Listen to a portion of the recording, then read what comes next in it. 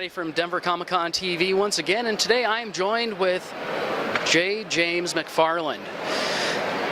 Jay, do I call you Jay or James? I mean, or just McFarland, or hey you, as most people seem to call you as a con? You know, as time has gone on, most of my friends holler at me from across the room and go, J. James!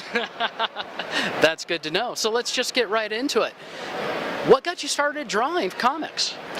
Well, I started drawing when I was 3, and I think I was making my first comics when I was 6 years old. I still have copies of the original. I moved to Portland to get into comics about 10 years ago, and I've been making comics ever since. That's excellent. Me growing up, I was never able to draw. I was able to write though, and that's something that you have going for you as well. When did you decide you wanted to actually draw and write your comics? The largest period of time for that decision was during my Portland years. I was collaborating with a number of people, and we were all sort of starting out, and I had a lot of wonderful working relationships with people, but I found that at the beginning stages, when we were all just sort of figuring out the game, it was faster and easier for me to write my own comics. And as time has gone on, I've grown to embrace that quite a bit. I love writing. I've always written and written prose, and I love the DIY scene, self-publishing. Been self-publishing a long time, and so it's become part of what I do. That's excellent, because I know a lot of artists and writers, sometimes they're not able to get together and collaborate on their ideas, you know, because the artist always has his vision, the writer had his vision in the past. How has that changed the way you've written your comics now? Well, when I do write, structurally I make sure that I'm actually writing out full scripts and breaking it down panel by panel, sometimes in detail and sometimes not as needed. When it comes to the collaborative effort, as you're speaking about, it's a lot easier. It's a lot easier for one person. I do work with writers now.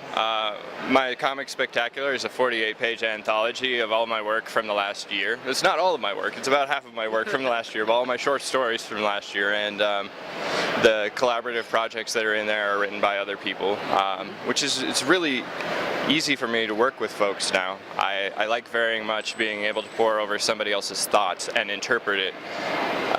The process that takes is usually an extra set of thumbnails. Generally, I thumbnail all of my own comics, even when I'm writing a script and then drawing it. I still do thumbnails. When I'm doing somebody else's story, I usually do 2 sets, sometimes 3, so that I'm communicating with them what it's going to look like. Once they see it visually, they may have a different idea, it may evolve. And I want to make sure that they have the ability to have their fingers in that part of the design aspect as well. That's excellent. So, what's coming up for you? What are your next projects? Well, the next ones that I have on the list will be issue 3 of Maze, which is written. Maze is a 4-issue series, which is about 4 unique individuals who come together in 1920s Prohibition era.